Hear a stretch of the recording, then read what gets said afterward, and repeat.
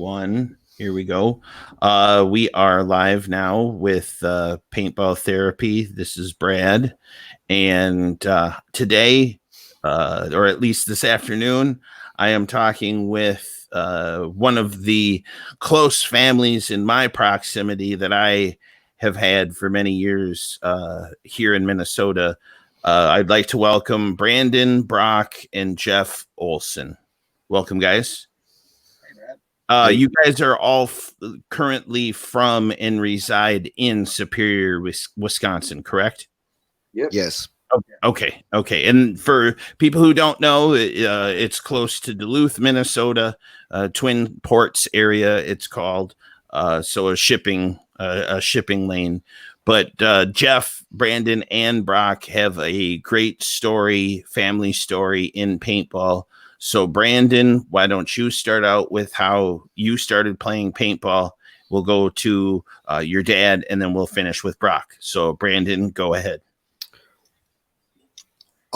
First time I played paintball, well, I grew up going to the paintball field, going to paintball tournaments, and watching my dad play. So like me actually playing paintball was just that was just part of the game. We used to like run around the house with toy guns with paintball loaders duct taped onto them and really crappy paintball goggles in the toy bin. So playing paintball, I think we played our first game at like age 9. It was just my dad took us out to the local field here, Superior Paintball, and we shot Tippmann 98s that were shooting a little too slow. And we just played like Brock and myself against my dad, and he took it super easy on us the first day. And then that was fun. But the second time, I really didn't want to go for some reason. I was pretty scared, like almost scared to the point of tears. And then Brock basically just convinced me to go play paintball, and I haven't really missed a weekend since. And how long ago? I mean, you just said you're 21, so that's a long time ago. I'm 22. Yeah, 22. So that is a long time ago. Biggest break I took is just having like a surgery on my leg, and that's about it. Wow, Jeff. Well, yeah, it was a while ago. I believe we had a crew of Domino's pizza workers, and there was a little field in rural Wisconsin. We saw a sign for it, and it would have been 1991.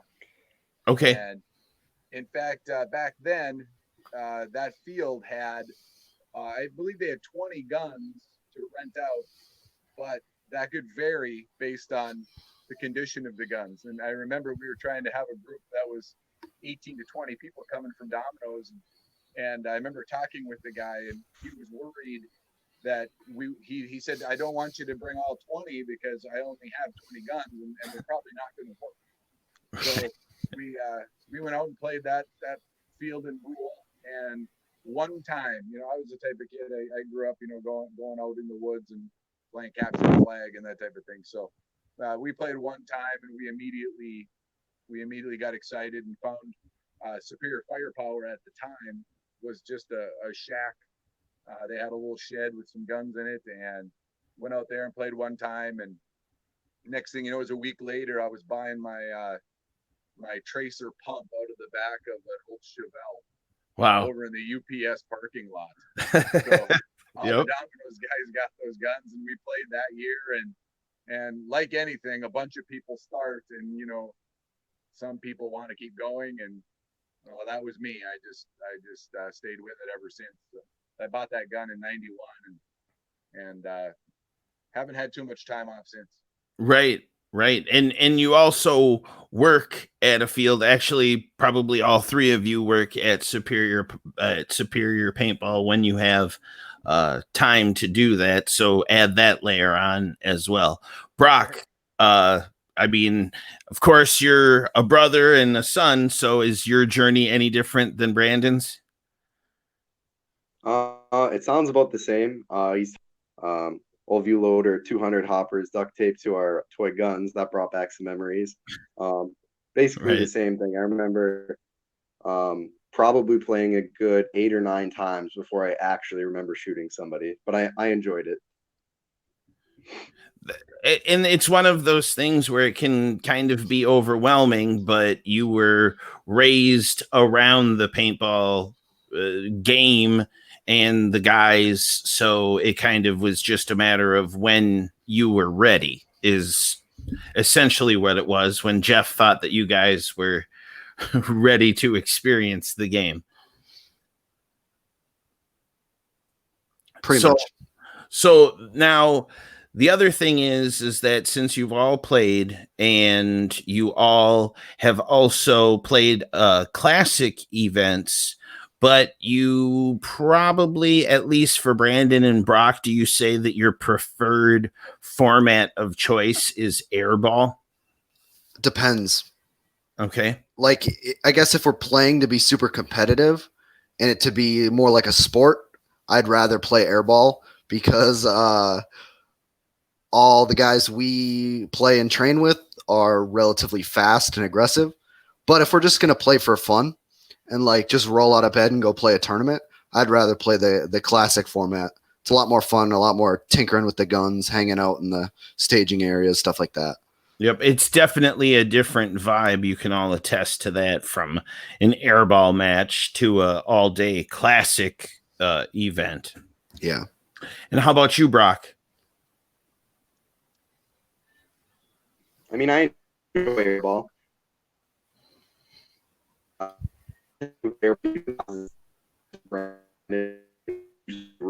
Sounds like Brock's a robot. Is more fun.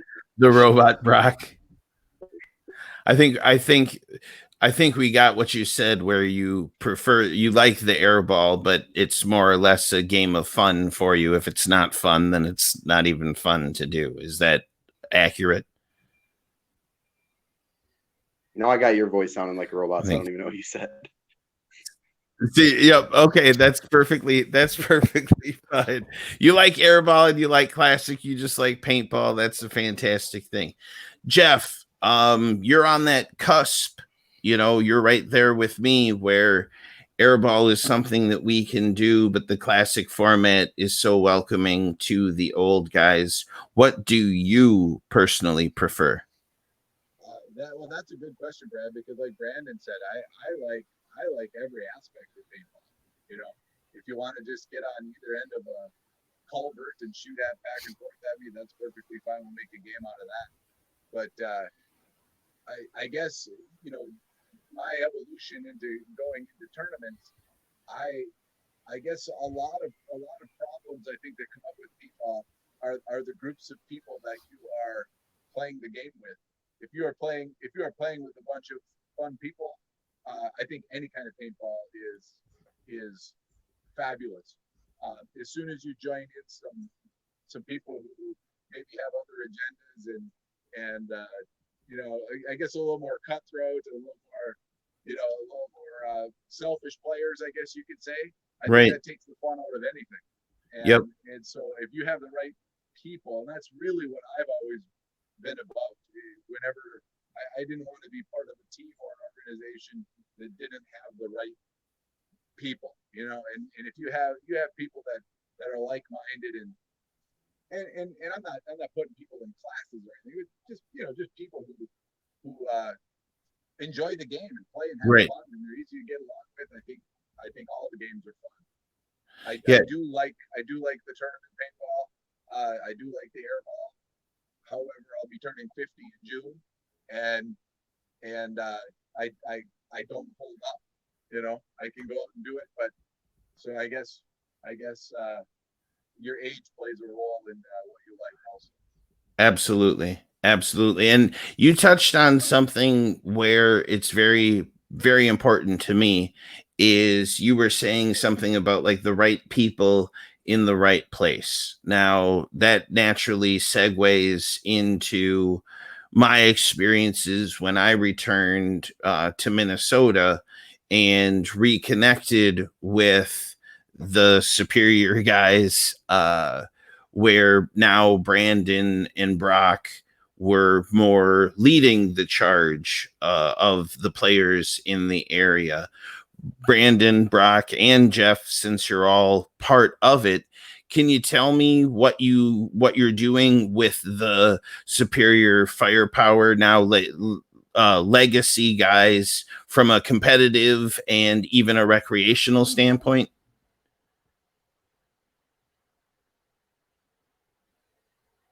want to do that, Brandon?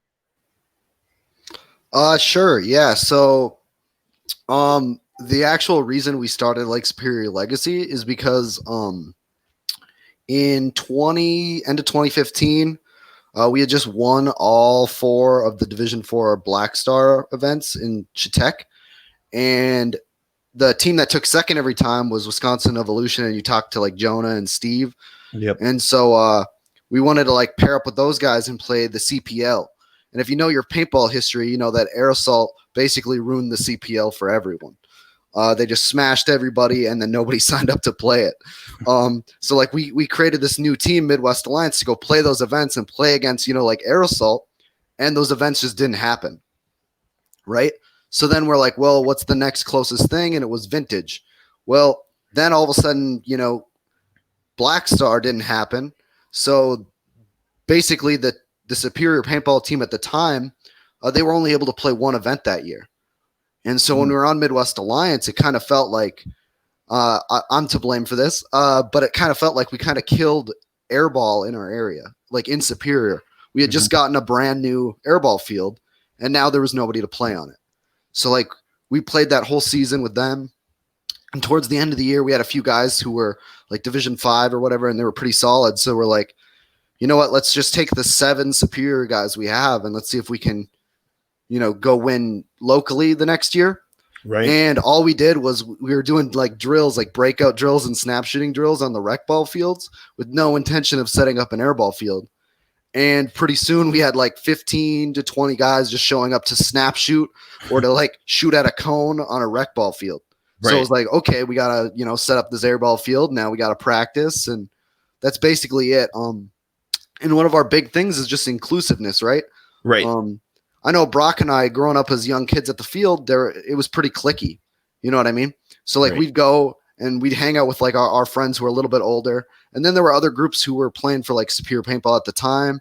But like these groups weren't like friends with each other. You know what I mean? Like it wasn't like one big cohesive unit where you wouldn't see them go up and talk to the pump player or like the MagFed player on the side of the field. Right. You know what I mean? So when we started this legacy thing, it was like, if you want to play with us, you literally come out and we'll see if you're a good guy or not. And we're going to go train you to win tournaments. And that's just it. Right. I don't know. Do you have anything to add to that, Brock? I basically just follow whatever Brandon does. Brandon tells me to show up certain days and I play those days. And I can maybe try to bring my friends along, get them into it, show Brandon some new players and he can train them up. That's what I've grown to love from Brock in my experiences with Brock. I'm with Brandon. Whatever Brandon says, I'm with, and I appreciate that. Jeff, you absolutely had a hand in, you know, helping direct your sons and help mold the area. How do you see it from your side? Just in terms of our group of guys? Yeah, like your group of guys. How I mean, it's ideally, I would think, what a field owner would want from the players to be very inclusive, not exclude really anyone and allow for any play style. That's kind of where some people fall up short.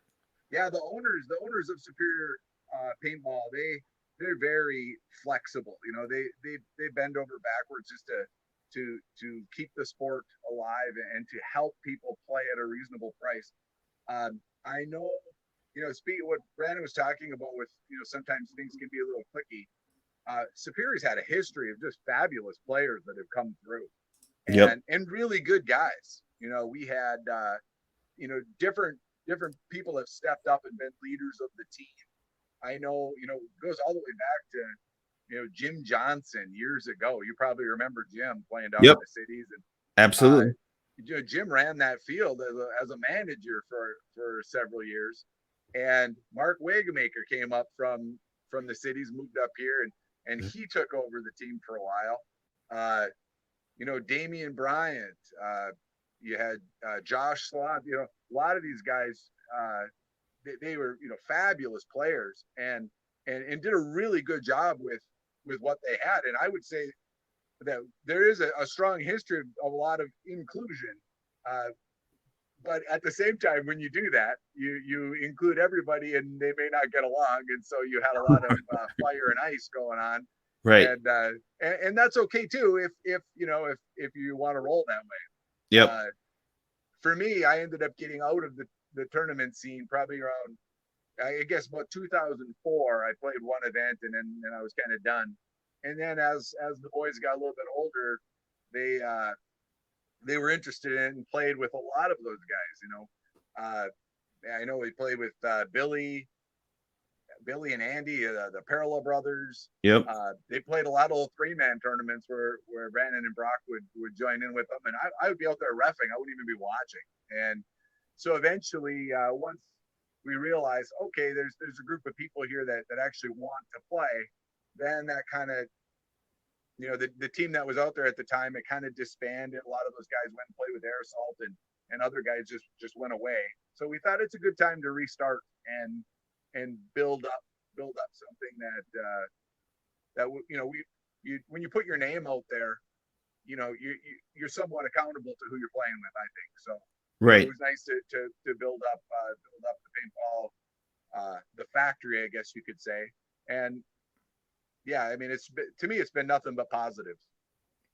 And it's been that way every experience that I've had up at Superior Paintball. It's been great. I've brought guys up there for bachelor parties and for scrimmages, and everybody has fun. That's a definite thing. I also had I was talking with somebody who actually is in paintball, and she lived in New York, and strange enough, she's in California now. But when I was talking with her on another program, she said, "Yep, I lived for 2 years in this small town called Superior, Wisconsin." And I'm like, "What? Are you kidding me?" And yeah, she didn't know that there was paintball there, but she was involved in paintball back in the early 80s, and she's still on the West Coast. So there's that. It's, even though it's a big world, it's you cross paths with many people, and that's a great thing. Now, we recently had a classic event that we held up at your field. But what events do you have yearly at Superior? And yeah, why? Let's start with that.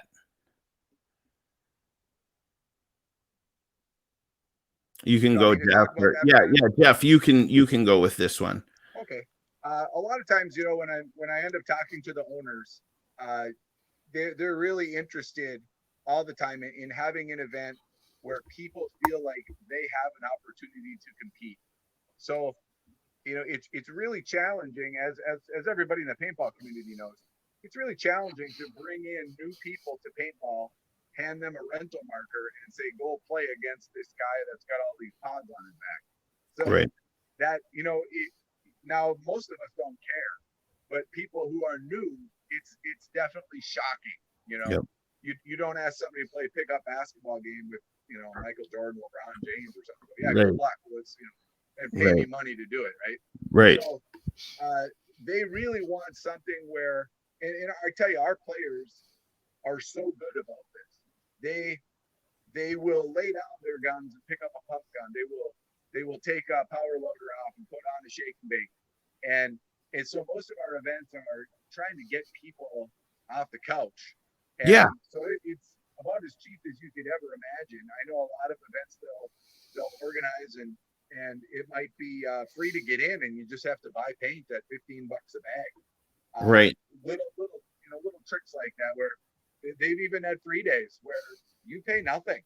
You come in, it's the air might be free that day, the field fees waived, and we also have bring your own paint days. So Yep. you try to mix that up, and usually, I'm usually told that, all right, it's time. Let's spread the games out. 6 weeks, 8 weeks.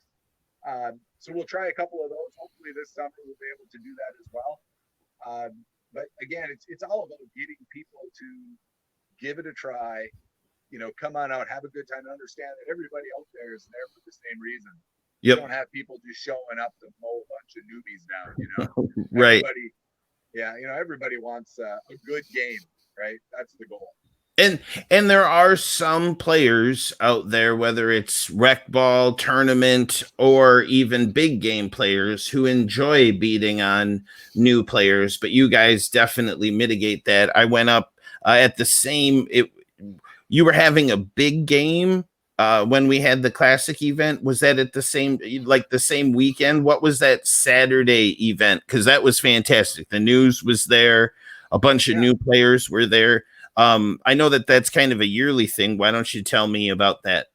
Yeah, usually anytime I talk to the owners, they're like, when you try something new, everybody shows up. If you try that same thing again, you might end up at, you lose some people. So you try to Right. put a new twist on it. And so yearly the big games we try to promote are in Brad, you'll testify to this as well. Years ago, you used to set up a game and you had one life. If you got shot in the first 10 seconds, you were in the parking lot for 20 minutes. Right. And that really turned a lot of people off. So what we find now is when you develop a game, surround it with an objective, and then you allow people way back in. Yep. Everybody feels good about it. I had some relatives up in Texas, and my cousin's son was wearing a life jacket underneath his camouflage because he was afraid. And we were playing a respawn game. He's allowed to keep coming back in. You had to go serve a little timeout every time you got hit, and then he'd re-enter the game. And it was all about putting flags up or putting flags down, depending on what part of the field you were on. And here he is, one of the littlest guys out there. He was right in the mix in the final 5 minutes to raise that flag and win the game. And so you got this little kid celebrating in the parking lot. He probably didn't shoot anybody the whole day. Right. He was involved in the game. Yep. And was able to come out and say, wow, I did something. And that's really, if you can start designing your games to allow new players to feel like they're part of things, right, that's an important step. And that's what we try to do with some of these bigger games. Yeah, and it's really kind of interesting because a lot of people have no scope or concept of how big you guys. You're actually in a small town. Do you know offhand the population of Superior, Wisconsin? 24,000, something like that. Right. And a lot of people in fields out there, that's unheard of from a number standpoint. So it speaks volumes on how great of a facility it is, because people really travel from northern Minnesota and Canada, right? You have guys come down from Canada to play. How far is that trip? Or is that for those guys? Their old team, they used to be Thunder Bay Defiance, and before that Thunder Bay Fury. So people think they just come from Thunder Bay, but some of those guys are hours out of Thunder Bay. So right. I think one of our guys who comes and practices with us from Canada, I think he's like 8 hours or so. Wow. Yeah. And again, people travel a very, very far distance to get their paintball fix, especially if there isn't anything close. Now, let's touch on some kind of past paintball events. Brandon, Brock, you guys have played pretty much any event in the area that was recent. What were the events that you enjoyed the most playing regionally here? Enjoyed playing the most. Yep. Here's my list. Okay, so the most fun, I would have to say the Black Star Patriot series when they existed. And that's probably just me being like romantic looking back at it. But not too many fields have a swearing penalty. So like paintball players hate that, right? Right. But from a family standpoint, right. There were families out there. You talk to like Steve. Yep. Like Steve had, like 4 or 5 families with him when he was out there every time. Right. You know what I mean? And there would be people from the high school, the local high school, that would come out and watch. One of the tournaments they had was the Boys and Girls Club tournament, raising money for them. You know what I mean? And these are tournaments where the entry fee is $50. Right. You know what I mean? So it's like, I miss that for like younger players. Growing up, I liked that atmosphere. Other than that, I really liked the 5-man event we had this year. I know Brock hated playing it, but I had fun because he was my bait. Other than that, I really liked the vintage paintball series. I liked the setup. The cost obviously isn't ideal for most people. Everyone's going to complain about the cost and the paint, but the venue was nice and it was super smooth. I Yep. really missed when it was a 2-day event. It really felt like something real when it was a Right. 2-day event, you know? Right. And do you guys have any experience with the Annandale Youth Tournament? I know that had to have been going on when you were younger, but I don't know if you spent any time there. We didn't play it. The only experience we have with that was playing teams that would play that. They would go to Patriot, Yep. and it was like they would tell us, "Oh, we won the Annandale Youth Tournament," and we would just smash them. You know what I mean? So we'd have no Yes. clue what they're talking about. Right. And Right. I know we were trying to play high school paintball when that was a thing. Okay. Yep. But it never materialized because, I mean, at one point, like the entire Superior paintball team, minus my dad and a few others, like the team that wore the red long sleeves, we were all in high school. So we were like, that sounds like fun. Let's go Was smash that some high school teams. the Minnesota like high school event series that was going on? I can't remember who exactly was in charge of doing that, but there was definitely a high school league here back around that time. We had talked about it, but it wasn't really something that like interested the majority of the guys, right? We were like more interested in going and playing against legitimate teams rather than, 15, 16-year-old kids. Yep. That makes sense. Now, this area is kind of going through a bit of a change from an airball perspective because the vintage series is not going to have an event this season, and with this coronavirus deal, we don't know how stuff is going to pan out. But what were your goals for the season, for this coming up season with the guys, Brandon? Yeah, so this whole coronavirus thing has given the guys a lot of time to think. And a few years ago, we tried to play Chicago, and it just didn't work out. I know for me personally, my car had a huge bill, so I couldn't play. But I'm in a much better situation right now, and so are some of the guys. So looks like we're gonna have a team in Division 4 X Ball and the Division 5 5-man in Chicago. And really, the only way I don't see that happening is if the stay-at-home order lasts until the week before. Like, if the week before we're allowed to go to the field and play, sounds like we're having an airball field, like, airdropped onto the field or something. So, like, that's pretty much the only thing holding us back. I know Brock doesn't think it's going to happen, but the guys really want to do it. And the amount of people who message me, like, hey, can we play Chicago? Can we play Chicago? Right. Like, I think we're just going to do it. Well, that's fantastic. How many guys do you think you would bring down there for your line?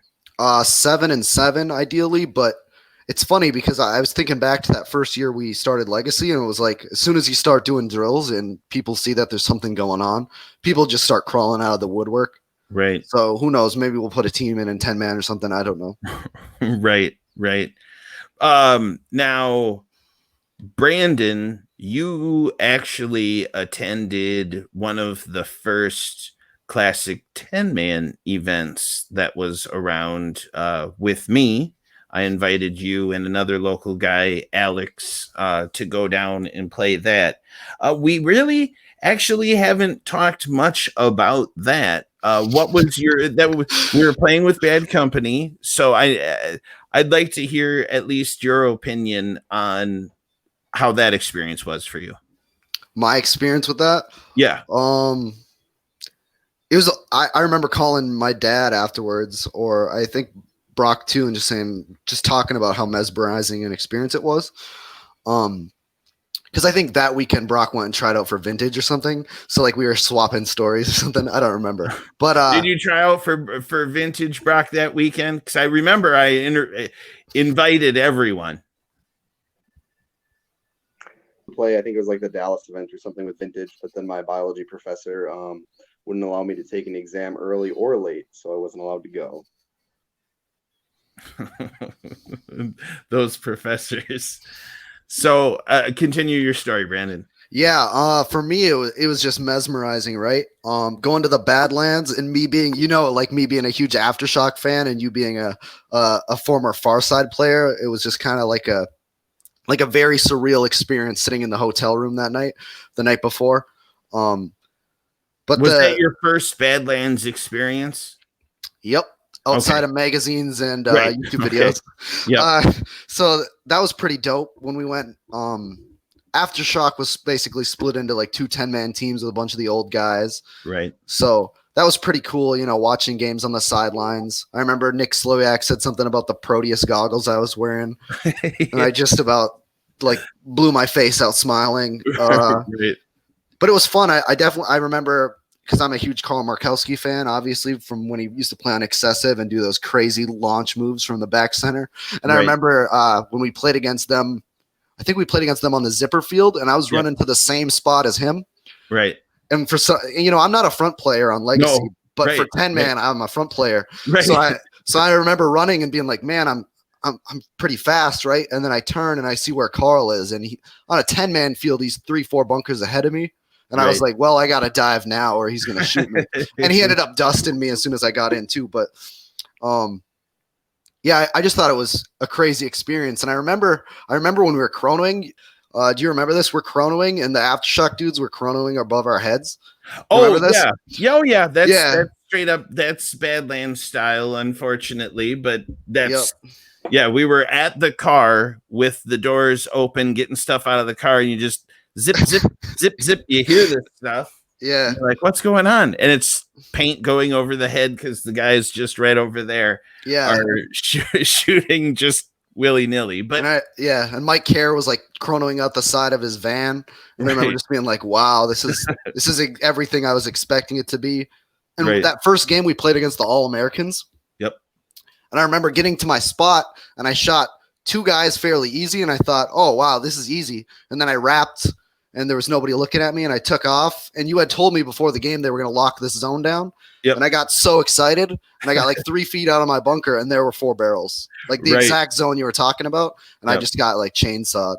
But it's still fun. It's still fun, even to get ripped apart. It's one of those things. So I completely understand. And I'm glad you could experience that. And I hope that you experience it more. I hope that, Jeff and Brock, if they want to experience it, that we have an opportunity. Because really, I believe that you guys have a distinct advantage in the woods, in the 10-man classic format, because Jeff was foresight enough to say, let's play in the woods. Let's do all of this. So you guys grew up in the woods. And a lot of the guys on my team, it's, they started in the woods, but once they went to airball, it's been airball ever since. The concept of 10-man is intriguing, but nobody's experienced it. So it's, again, one of those things that I think would be a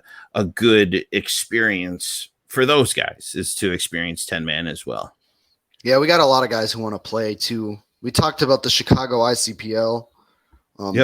Bunch of guys were buying mech guns, usually from me, over the winter. Right. So it's something that people want to do. Right. That's an interesting thing. We don't normally talk about gun technology with many guests unless they work for gun companies. But what is your preferred, because I know that you've tried them all, what is your preferred mech marker? My preferred mech marker, I have absolutely no idea. I want an 09 SFL really bad. Okay. I've only shot one, but when it comes to actually competing, Brock and I have talked about this at length, right? I really like that enemy I had because I did some of those backyard mods to it, so I could rip, and I had a nice barrel set up on it. I like the Empire Resurrections; those are cool. I had like 5 or 6 EMEX this winter, right? And those are like what, $230 shipped to your door on Amazon, if that's what you want to do, right? Yep. So those are pretty tight. But if I was going to compete, obviously I'd shoot like a CVO, right? Okay. Because I had a CVO for like a week, Yep. And with ease, I was pretty much shooting it at 14 consistently. Yep. So if I was going to compete, and considering I'd be playing in the back if it was my guys, Right. I would just be ripping a CVO, and I use a 100 tank, so that's no big deal. Right. But All of the guys always comment on you guys with the super big tanks, but you big guys tanks have, only, yeah. right. You guys have big arms, not stubby ones like me. Hey, Jeff, you've actually lived through pretty much all the technology changes in the game. Auto mags, auto cockers, all the electronics. What do you think about like the current state of technology? You know, is the mechanical guns going too fast? Some people say that the mechanical guns are going too fast. Is that your opinion? Well, isn't this the ever-ending battle in paintball? I mean, how fast is too fast, and this has gone on. Remember back when it was 15.8, right? Right. 15.8 ramp, and there was argument about that. I think having some standard is always good. Maybe a standard length.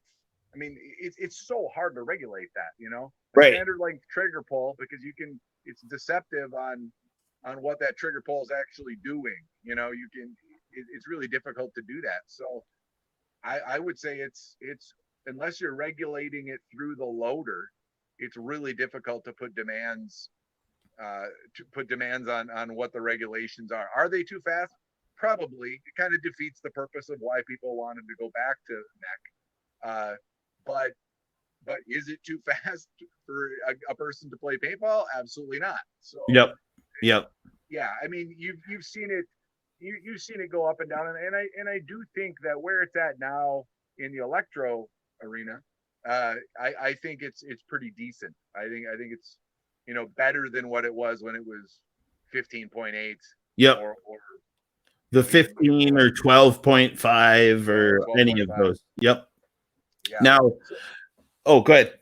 Well, I was just going to say that if you go back, Brad, and you start talking about auto cockers, and people would send their auto cockers off to have $1,000 of trigger work done, and they'd get them back. And I remember watching a guy shoot, and your perception is always different because it's what you're used to. And I remember watching the guy shoot, thinking you could never run through that; it would be impossible. Well, he was doing it with a Revy. You know what I mean? Well, clearly, then you can get through that stream. And it's just about what you're used to. You play pump too long, then a semi-automatic's too fast. So, I think you play paintball as it is, and you have fun. Right. And that's, a lot of the people like to think of whether or not it's going too fast or if speed's going to kill. It's one of those things where, like I say, in the 80s, when I was a young kid, I saw Tim Glavin, Sandman, shooting a stock auto mag like 13 balls a second. Now, one of the fastest recording, well, they just had a competition at the ICPL with two of the fastest shooters, Taylor and Aaron. And they were both just over 13 balls a second unassisted. But again, that was more of a, speed setup. They weren't really shooting it like steady. But again, it's 13 balls a second. So if it's in the 80s, 13 balls, and now with all the technology, we're still hovering around 13. I like the speed. I believe that not everybody can shoot fast. There's guys out there who really, really shoot fast. And regardless, you can give them a stock enemy, a stock planet gun, anything, and they'll shoot it fast. I've been at enough mechanical events where guys have gotten their guns taken, and they're mechanical guns. They're not electric, they're mechanical.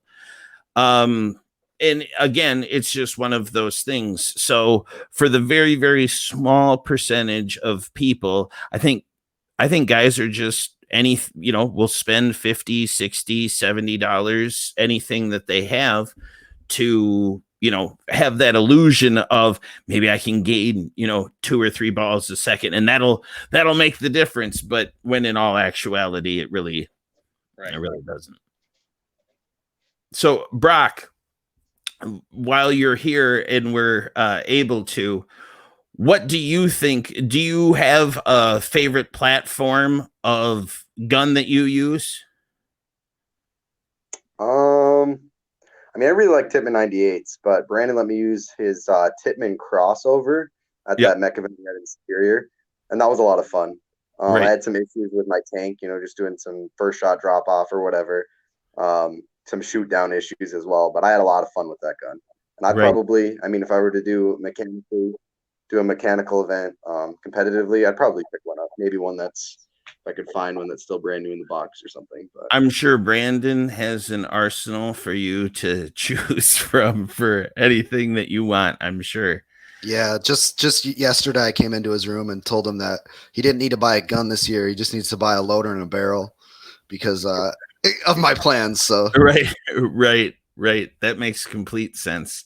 Now, since the season is kind of up in the air and your guys' focus is the Chicago event, Jeff, has there been any late season, late summer, or early fall ideas of an event that you guys are going to have, whether it be big game or anything, or are you just simply in the holding pattern, which some of the other fields around the country are doing? Yeah, we're in a holding pattern because it's helpful. The team guys, it's helpful to have them around if you're going to run an event. So we really need to know what's going to happen so that we know the weekends that are going to be available for people to help out on an event. Yeah, absolutely. So yeah, I think everything's in a holding pattern right now. I've got ideas. I always have ideas, but I'm waiting. Right. And it's unfortunate because everybody that I talk to would much rather be out at the field playing than dealing with all of this. But at least talking about it is a distant second or third. At least we can, think about and plan what we're going to do when all of this finally ends.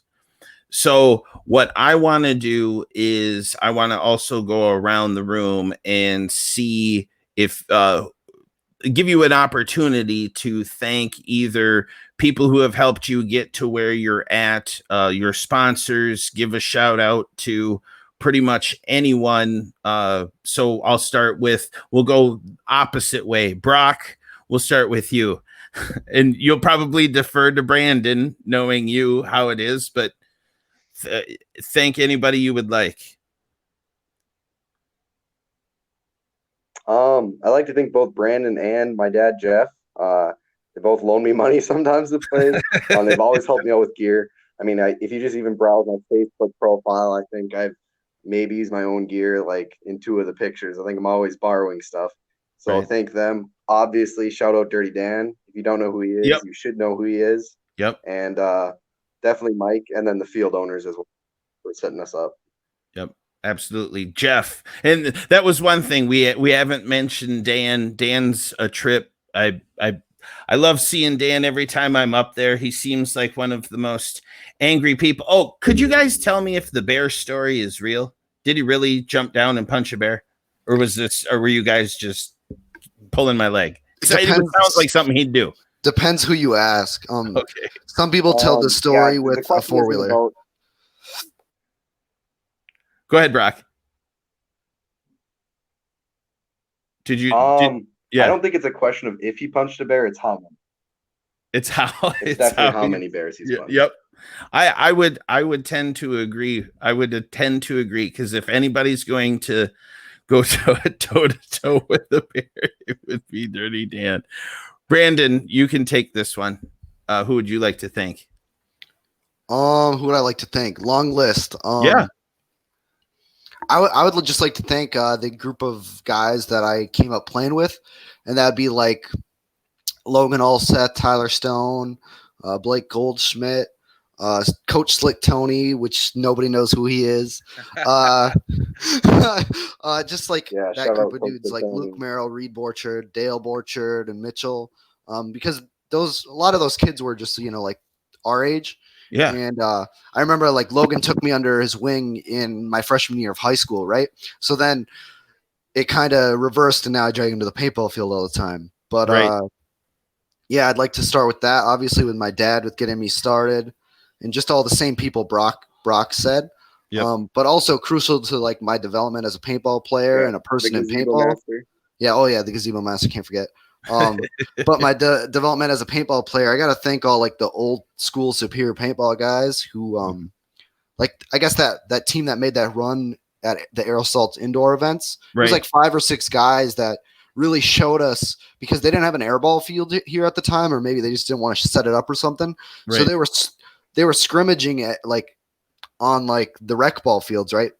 But playing with intention, snap shooting against each other. We had a field called the Spools Field for a while, and it really got my generation of players up, because we would like they would come and hold the clinic or run drill days for us, or just smash us into the ground playing 5-on-5 where they have tubes and we're all splitting a bag of paint. But I got to thank those guys because they don't come around as much enough. Right. And then I also got to thank the big tank story is a thing that you have to thank Aaron Tholey for, Okay. because I showed up one day after a D5 event to run drills at his field, and he gave me some paint for free, which anyone knows Aaron Tholey, that's pretty rare. Right. So he gave me some paint for free. It didn't make me a sign a waiver or anything. And I went out shooting some cones, and he came out and he gave me some pointers about how to come up off the box. And so I teach everybody the same way. He taught me how to do that, but he also told me my tank was too small. And he said that it had to reach to my elbow. Okay. And I thought, okay, but then my arms grew. So if like I can shoot any gun I want with a 100 and it doesn't come to my elbow. Right. So I use the 100 because that's the closest thing. And then of course I see him this year at events and he's like, you got to stop using a tank that big. I'm like, you're the one who told me I needed a bigger tank. So yes. I have to thank Aaron Tholey for that, just because it's funny. You guys do rock the biggest tanks, I got to tell you, but it's not cumbersome in your arms. That's no. Very interesting. I mean, Trent has a 124, and if anyone's seen that, he's like an RPG. So right. How about you, Jeff? Anyone that you want to thank? I'm sure your wife is coming into that equation. So yeah, I throw that softball out there. No, yeah, good setup, Brad. Thank you, sir. Yeah, absolutely. That's where it starts, because when the kids were young, being able to get out and have time, I married about the best woman a person could marry. So yeah, it definitely thank my wife. And from a paintball perspective, looking when I told you I bought that gun from the back of a Chevelle, right? That was from Mike Kramer's. And I remember talking about an approachable guy. Mike, he used to run the games. Yep. And he would just go out of his way. If you needed something, he wasn't interested in making money on it. He was interested in taking care of what you needed. And he's still that way today. I mean, he just, those people that know Mike, they don't see him much. He's like a shadow. He's passing, lurking in the back of the woods at times. But he, just an amazing guy, and always looking out for the players, and so concerned about the experience of the renter and the little guy, and that's really where it's at. So I mean, Mike, he's helped me see different perspectives, especially when I'm around the game a lot, and sometimes he's not around the game a lot. It's nice to get a fresh perspective on opinions and things. And absolutely. Same thing with Brandon said. We've had some great players throughout the years. That I know, Levi Pearson. We didn't bring up Levi. Levi ran the team for a couple of years, and hard worker, gave everything he could when the time was right. And there's a lot of people to thank in paintball that keep it going. That pick up the torch and bring it to new people and Yeah. A lot of So, and again, unsung I'm to heroes. the age, Brad, where I'm happy that my boys include me because Right. I'm not, I can't get out there and go all the time. And so all of a sudden they'll find a niche and say, hey, we need you to be a D5 player for this tournament. And I'm like, okay, how far do I have to run? Right. Right. And so that keeps me in the game because otherwise I wouldn't have that. Right. Yep. And I think it's fantastic to see everybody was excited. I think it was the last vintage event. Didn't you play? Am I mistaken? There was a vintage event that you played and you did extremely well. I mean, I know that you would do well, but there's young dudes on the side going, "Who's that dude?" And it's like, "Oh, it's their dad." It's exceptional when you can see the more experienced players, not older, but there's a lot of experienced players that are coming back and having fun even on the local level as much as there is nationally. So that's a good thing to see. Yeah, it is. Now, the one thing that I wanted to touch on is I've talked to Brandon about this, and I wanted to make sure that it was out there. But I've always come up to your guys' field to try to help in any way that I possibly can. This year is no exception. I'd like to come up and have a coaching camp or anything that you guys want that I can help with this season. Please include me in your future plans because I love to go up there and get away. But this time I'm going to bring my daughter and get some fishing in as well. So you guys have to enlighten me with some of the best fishing spots. And I think that's right in Brock's neighborhood of expertise there, because I've seen some of the pictures that you have. So first I wanted to say, I of course I want to be involved as I always can, and I always try to be. I appreciate all of you and what you do for paintball in the area.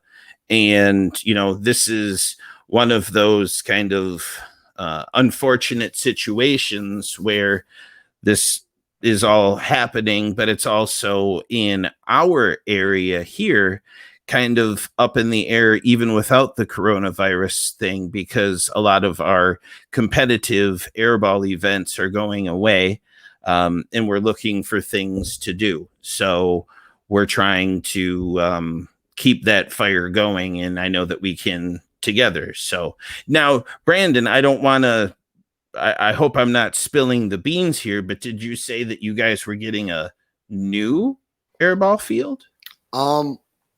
Let's be real. Even if it's new to you, it's new. Yeah, something like that. Because the field we have now, just gonna put this out there because otherwise Danny's gonna be in the comments of wherever this video is. We didn't take very good care of the airball field that we had, and when we actually did make the effort to take care of it, we have some interesting rodents around here where we would poison them. I think I can say that on the internet. Yeah. I tried to poison them. You tried to trap them. You try to block them all out. And like I saw a rat running around with rat poison in its mouth, and it didn't care. So it was like, you know what I mean? Or you go out in October, and there'd be voles under every single bunker with a family, and they're attacking you, and they shredded up your brand new bunker. Right. You know what I mean? The one that you just spent 4 or 5 hours patching, and you know what I mean? Yep.